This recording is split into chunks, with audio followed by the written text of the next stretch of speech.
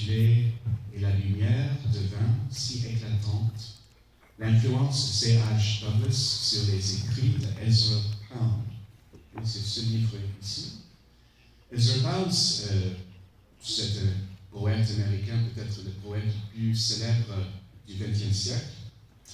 Et l'auteur principal de cette étude, c'est Lorne Resnowski. Il était un professeur canadien dont la vie était profondément marquée par les courants intellectuels et politiques du XXe siècle. Avec le fils de Lorne, Theodore Resnowski, j'ai travaillé à l'édition de ce manuscrit au cours des deux dernières années. En vue de sa publication prochaine, nous sommes ravis d'annoncer que, après ce travail intense, ce manuscrit est sur le point d'être publié avec l'aide d'Aroka Press et devrait être disponible très prochainement. Pour une raison ou une autre, la connexion profonde entre la poésie et la prose d'Ezra Pound et les idées philosophiques, politiques, financières et économiques de l'ingénieur et réformateur monétaire britannique, le Major Clifford Hugh Douglas, ne semble pas avoir suscité beaucoup d'attention. L'analyse de Douglas sur ce qui afflige la société et sur les réformes nécessaires à l'ordre social est devenue connue sous le nom de crédit social. Il ne faut pas le confondre avec le crédit social du Parti communiste chinois, beaucoup plus récent, qui représente une vision de la société diamétralement opposée à celle de Douglas. C'est en référence au crédit social de Douglas que Pound a écrit ce qui suit. Et la lumière devint si éclatante et si aveuglante dans cette couche de paradis que l'esprit de l'homme fut déconcerté. Le canto 38. Ainsi, l'objectif du manuscrit, sa raison d'être, est d'explorer la nature et l'étendue de l'influence de C.H. Douglas sur Ezra Pound et ses écrits. Ce faisant, il cherche à combler une lacune significative dans le discours savant, à savoir la négligence généralisée de l'impact littéraire du crédit social. En concentrant l'attention du lecteur sur l'intersection entre les visions poétiques de Pound, d'une part, et les doctrines économiques de Douglas, d'autre part, l'étude propose également un cadre interprétatif novateur pour comprendre l'ensemble de la poésie, de la prose et de l'engagement politique de Pound. Je vais parler un petit peu à l'égard de l'auteur principal, Lorne Resnowski.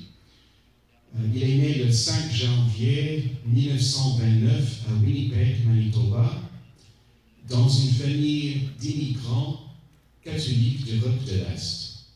Élevé dans le North End de Winnipeg, un quartier vibrant, multiculturel mais pauvre, il a absorbé non seulement la diversité des langues et des coutumes, mais aussi a été témoin des luttes de la classe ouvrière. Ces expériences ont profondément façonné sa vision du monde. Dès son enfance, il était confronté aux débats et conflits politiques de l'époque. Il entendait des récits sur le communisme, assistait à des rassemblements pour le crédit social et prononçait même des discours sur la justice économique dès l'âge de 12 ans. Son parcours intellectuel était tout aussi diversifié. Il a étudié la littérature anglaise et la théologie dans diverses institutions, allant du St. Paul's College à Winnipeg au Loyola College de Montréal, à l'Université d'Ottawa et à l'Université catholique d'Amérique. Catholique convaincu et fervent distributiste, il a trouvé un terrain d'entente avec des penseurs comme G.K. Chesterton et Hilaire Belloc. Ces penseurs, comme Douglas, cherchaient une troisième voie au-delà du capitalisme et du socialisme conventionnel. La carrière académique de Rosnowski inclut l'enseignement de la littérature anglaise à l'Université d'Ottawa et plus tard au St. Paul's College de l'Université de Manitoba. Et son amour pour la littérature englobait Chaucer, Shakespeare et Dickens. C'est lors de ses études supérieures à Ottawa qu'il a contacté Ezra Pound pour la première fois dans une lettre datée du 6 avril de 1965 proposant une thèse sur l'influence des idées économiques de Douglas sur les écrits de Pound. Voici un extrait de cette lettre. Cher Monsieur Pound, je suis étudiant de la philosophie du crédit social de Douglas depuis mon plus jeune âge. Actuellement, je poursuis des études supérieures en littérature anglaise à l'Université d'Ottawa. En lisant une biographie sur vous, j'ai été frappé par l'influence considérable que le Major Douglas a eue sur vous. Vous mentionnez le crédit social dans tant de lettres à vos amis littéraires, et il y a des allusions au crédit social dans vos cantos. Il me semble que de nombreuses thèses de doctorat en littérature anglaise ont été écrites sur l'influence du socialisme fabien sur Shaw, Wells, etc. Cependant, il semble y avoir une conspiration du silence concernant l'influence du crédit social sur la littérature moderne. Je sais que vous avez porté le crédit social à l'attention de T.S. Eliot, Wyndham Lewis, Marion Moore, Archibald MacLeish, etc. Je sais que Eliot fait référence au crédit social dans son introduction à The Rock. J'aimerais rédiger ma thèse de doctorat sur l'influence de C.H. Douglas sur les cantos des Ezra Pound. Pensez-vous que l'influence de Douglas sur votre carrière justifie une telle thèse? Si vous estimez que ce sujet est trop restreint, je pourrais peut-être écrire sur l'influence de C.H. Douglas sur les écrits d'Ezra Pound ou sur l'influence de C.H. Douglas sur la littérature moderne. J'apprécierais vos conseils à ce sujet. À sa grande surprise, Pound, alors une figure âgée et recluse vivante en Italie, répondit par l'affirmative, suggérant qu'il aborde l'influence du crédit social sur l'ensemble de ses écrits. Pour Rosnowski, cela représentait à la fois un honneur et une lourde responsabilité. Il s'est appliqué assidûment à la tâche et entamé une recherche savante intensive. Ses interactions avec la famille de Sir Pound, y compris une correspondance avec Dorothy Pound, une visite à Mary de Rockwilts en 1975, soulignèrent son engagement dans cette recherche. Mais Rosnowski était plus qu'un érudit, il était également politicien, enseignant et père de famille. Il était brièvement chef du Parti du Crédit social canadien dans les années 70. Just one sec. He's having some trouble with the sound up.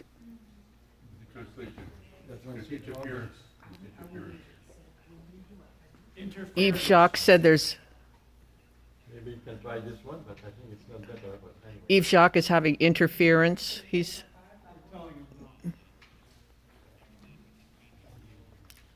Could you slow it down for him? I don't know this. You can try with this one. Oliver, if you have the text in English. That's it. That's it. Why? Ça suffit? Helen, do you have the text in English? I don't know. No, no, there's Slower, for sure. not. Anyway, you can try that. Or you can keep it on your shirt or your jacket or whatever, or your tie.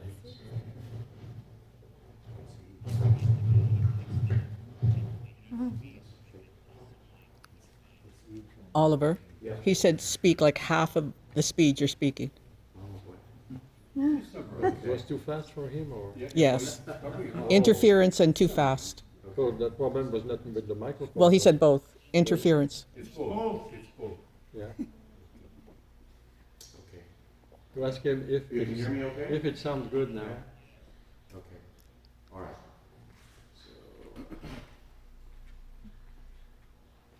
So, okay. Rezhnevsky, il était brièvement chef du parti créditiste au niveau fédéral dans les années 70, bien que son mandat ait été de courte durée en raison d'un épuisement politique et personnel. Néanmoins, il resta fidèle à ses idoles. Oliver, just wait. He's having trouble with the translation. Can you do it in English? I don't have the English here. Can you translate it? It is my Else text it just comes down and we translate after you Okay. stop or whatever. into English. Okay. All right. Or you just repeat what you said in Said- English. Yes. We.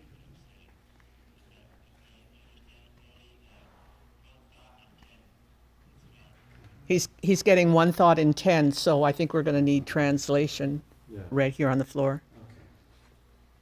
Jusqu'à sa mort en 2011 d'un cancer, Rezhnevsky resta préoccupé par une tâche inachevée, son manuscrit.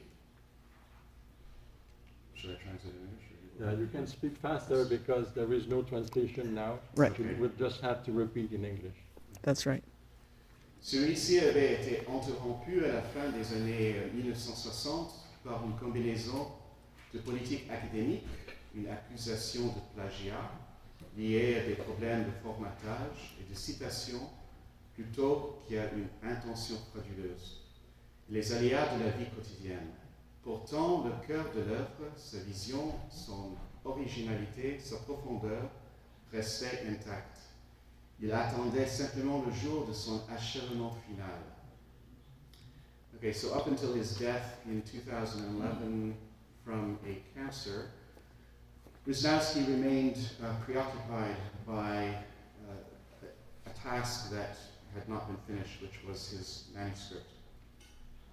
This had been interrupted at the end of the 1960s by a combination of academic politics, an accusation of plagiarism, which had to do with formatting problems and citation issues rather than some kind of fraudulent intention, and the difficulties associated with everyday life.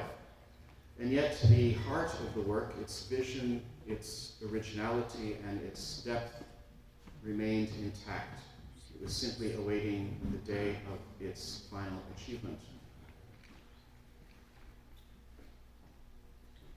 Okay. En 2011, alors que Rezhnevsky Sr. était gravement malade, son fils Ted a commencé à organiser les matériaux pour une éventuelle publication. En 2023, Ted m'a approché en tant que spécialiste contemporain du Crédit social de Douglas pour l'aider à éditer et finaliser le manuscrit. J'ai contribué à un nouveau chapitre, le chapitre 1, à une annexe, et j'ai affiné diverses explications des idées de Douglas. Ted a également ajouté plusieurs sections au corps du texte afin de le mettre à jour avec les recherches plus récentes sur Pound. Ainsi, l'œuvre finale inclut non seulement les idées originales de Rezhnevsky, mais aussi des recherches supplémentaires. L'objectif global a été de clarifier les allusions complexes de Pound et de les relier plus directement à la pensée de Douglas. So in 2011, while Wisniewski Sr. was gravely ill, his son Ted began to organize the materials for eventual publication. In 2023, Ted approached me as a contemporary specialist in Douglas social credit and asked me to help him edit and finalize the text. I contributed a new chapter, chapter 1, an appendix, and also added various explanations of Douglas's ideas. Ted also added several sections to the body of the text in order to make it up to date with more recent research on Pound. And so the final work includes not only the original ideas of Wisniewski, but also supplementary research. And the objective was to clarify the complex allusions that Pound makes and to link them more directly with the thought of Douglas. Okay. So about the content of the manuscript. La thèse centrale du manuscrit est à la fois claire et audacieuse. Aucun penseur n'a influencé Ezra Pound plus profondément que C.H. Douglas. Right? The central thesis of the manuscript is clear and bold. No thinker influenced Ezra Pound more deeply than C.H. Douglas. Douglas, un ingénieur et économiste écossais, a développé la théorie du crédit social au début du XXe siècle.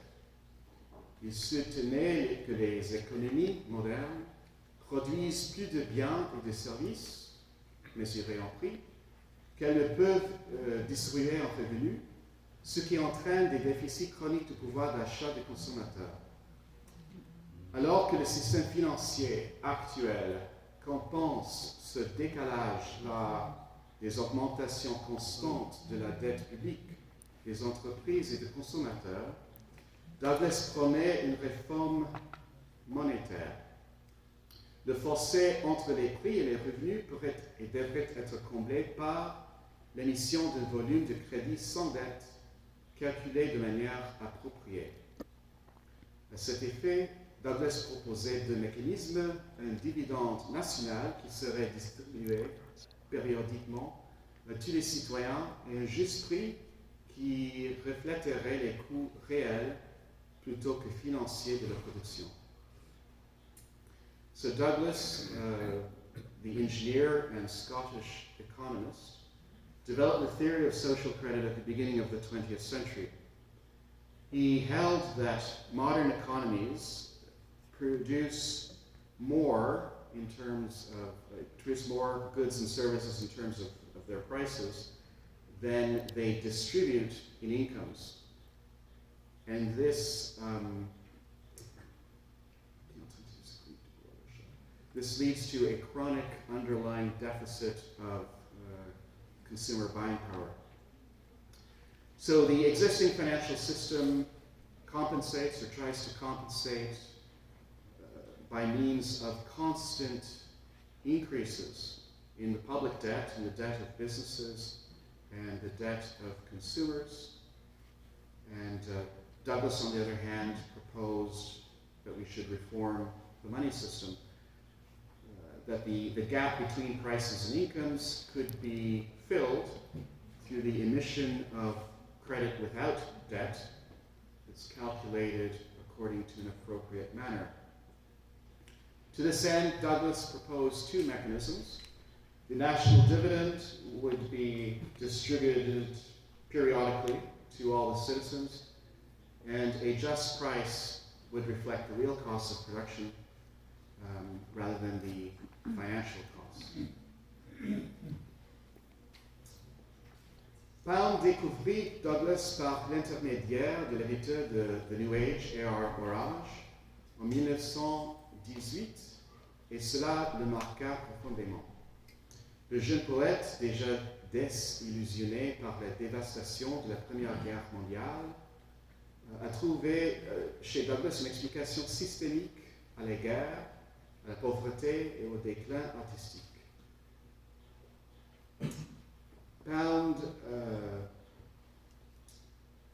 croyait que l'usure, le modèle extractif d'un système financier intéressé, était à la racine de la décadence de la civilisation et que Douglas offrait le cadre économique le plus clair pour en comprendre les mécanismes. L'adoption par Pound des idées économiques de Douglas est évidente dans sa prose, notamment dans ABC of Economics and What is Money For, où il cite directement les écrits de Douglas. Mais c'est dans les cantos que l'influence de Douglas s'est transformée en quelque chose d'épique. Krasnowski retrace cette influence à travers les trois grandes phases des cantos. So Pound discovered Douglas through the intermediary of the editor of the New Age, A.R. Orage, in 1918, and this marked him profoundly. The young poet, already disillusioned by the devastation of the First World War, found in Douglas a systematic explanation for war, poverty, and artistic decline. Pound came to believe that usury, the extractive model of the existing financial system, was at the root of the decadence of our civilization. And Douglas offered the economic framework that was the most apt to understand the underlying mechanisms. The adoption by Pound of these economic ideas of Douglas was evident in his prose, notably in the ABC of Economics and What is Money For, where he directly cites the writings of Douglas. But it is in the cantos that the influence of Douglas is transformed into something epic. Krasnowski retraces the influence in the three great phases of the cantos. C'est dans le canto, le numéro 38, que nous lisons peut-être la référence la plus claire et complète au crédit social de Douglas, celle qui a inspiré le titre du manuscrit. Je voudrais le lire maintenant en intégralité. So it is in canto number 38 that we read perhaps the reference that is the most clear and complete reference to Douglas's social credit in the cantos, and which inspired the title of the manuscript. We'll now read it in its entirety. Well, almost. There's a section there that I'll leave out, but it's mostly complete. Une usine a aussi un autre aspect, que nous appelons l'aspect financier. Elle donne aux gens le pouvoir d'acheter, salaire, dividendes, qui sont un pouvoir d'achat, mais elle est aussi la cause des prix, des valeurs financières. Je veux dire des valeurs financières. Elle paie les travailleurs et paie pour les matériaux. Ce qu'elle paie en salaire et dividendes reste fluide comme pouvoir d'achat. Et ce pouvoir est moindre que le total des paiements effectués par l'usine. Salaire, dividendes et paiements pour les matières premières, frais bancaires, etc. Et tout, c'est l'ensemble, c'est le total de ceci, et ajouté au total des prix, causé par cette usine, n'importe quelle usine, et il y a et doit y avoir donc un blocage. Le pouvoir d'achat ne peut jamais, sous le système actuel, rattraper les prix dans leur ensemble. Et la lumière devint si éclatante et si aveuglante dans cette couche de paradis que l'esprit de l'homme fut déconcerté. Ceci est une rendition poétique du célèbre théorème A plus B de Douglas. And I've got the English version in here somewhere, because I don't know it off by heart. If I try to translate it from the French that's here, it will not do justice to Ezra Pound's poetry. Okay. The factory has also another aspect, which we call the financial aspect. It gives people the power to buy wages, dividends, which are power to buy. But it is also the cause of prices or values. Financial values. It pays workers and pays for material. What it pays in wages and dividends stays fluid as power to buy. And this power is less than the total payments made by the factory as wages, dividends, and payments for raw material, bank charges, etc.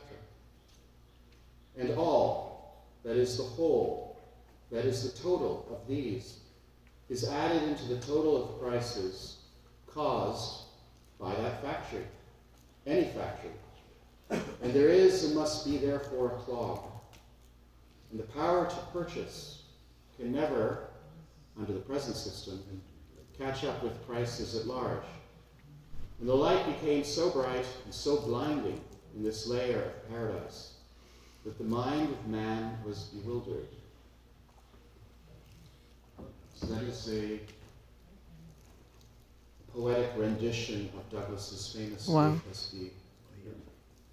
Okay, we're almost finished. Les cantos du milieu incluent les cantos chinois et Adams, où Pound se tourne vers la philosophie confucienne, l'histoire chinoise et les documents fondateurs américains. Les thèmes douglasiens y sont particulièrement présents, notamment sous la forme de la justice fiscale, du rôle distributif de la monnaie et de la résistance aux banques centrales. Les cantos tarifs incluent Rock, Drill et Thrones. Dans ceci, Pound tente d'articuler une vision d'une société juste basée sur la vérité, la beauté et l'équité. La vision de Douglas de la démocratie économique, en particulier l'idée que les systèmes monétaires devraient servir et non asservir l'humanité, est fondamentale ici. So in the middle cantos, which include the Chinese cantos and the Adams cantos, Pound turns to Confucian philosophy, Chinese history, and the founding documents of the American Republic. Douglas-like themes are particularly notable there. They touch on fiscal justice, the distributive role of money, and resistance to the central banks. The late cantos include Rock, Drill, and Thrones. In these ones, Pound tries to articulate a vision of society, a vision of a just society that is based on truth, beauty, and equity. The vision that Douglas had of economic democracy, particularly the idea that money systems should serve and not enslave humanity, are fundamental here. Okay. Au fil du manuscrit, Wisniewski explore également comment les idées de Douglas ont façonné les vues de Pound sur l'art, l'histoire, la guerre, l'éducation et la gouvernance. Pour Pound, l'économie n'était pas une simple discipline académique, c'était un champ de bataille moral et artistique. Un système financier corrompu, croyait-il, conduisait à la décadence culturelle, tandis qu'un système honnête et juste pourrait inaugurer une nouvelle renaissance. De manière cruciale, le manuscrit de Wisniewski remet en question la vision souvent dédaigneuse des idées économiques de Pound comme étant farfelues ou incohérentes. Au contraire, il soutient que si l'on prend Douglas au sérieux et que l'on comprend sa critique du capitalisme et du socialisme, alors le projet poétique de Pound se révèle comme l'expression d'une vision philosophique unifiée. Ce que les critiques peuvent considérer comme des excentricités de Pound sont, à travers le prisme du crédit social de Douglas, peuvent être comprises comme faisant partie d'une vision du monde cohérente. So throughout the manuscript, Wisniewski also explores how the ideas of Douglas had molded Pound's views on art, history, war, education, and governance. For Pound, the economy was not a simple academic discipline, but was rather a battlefield, a moral and artistic battlefield. A corrupt financial system, he believed, led to cultural decadence, while an honest and just system could inaugurate a new renaissance. In a crucial way, this manuscript, which Wisniewski wrote, puts into question the often critical, dismissive view of Pound's economic ideas as being crazy or incoherent. On the contrary, he holds that if you take Douglas seriously and you understand his critique of capitalism and socialism, Pound's poetic project reveals itself as the expression of a unified philosophical vision. And what critics might consider as eccentricities of Pound are, through the prism of Douglas social credit, they can be understood rather as being part of a coherent vision of the world. Okay, conclusion. Bon. Et la lumière de Vinci éclatante se termine sur un message d'espoir, bien que sobre. Les propositions de Douglas restent largement inconnues et non appliquées. Même si nombre de nos crises modernes, inégalité économique, polarisation politique et malaise spirituel, font écho de manière encore plus intense aux problèmes mêmes que Douglas et Pound avaient identifiés il y a tant de décennies. En d'autres termes, les idées de Douglas et leur exposition par Pound sont plus pertinentes aujourd'hui qu'à l'époque de leur première publication. Merci pour votre attention. And in English, and light became so bright, finishes on a message of hope, that even though the ideas, the proposals of Douglas remain largely unknown and not applied,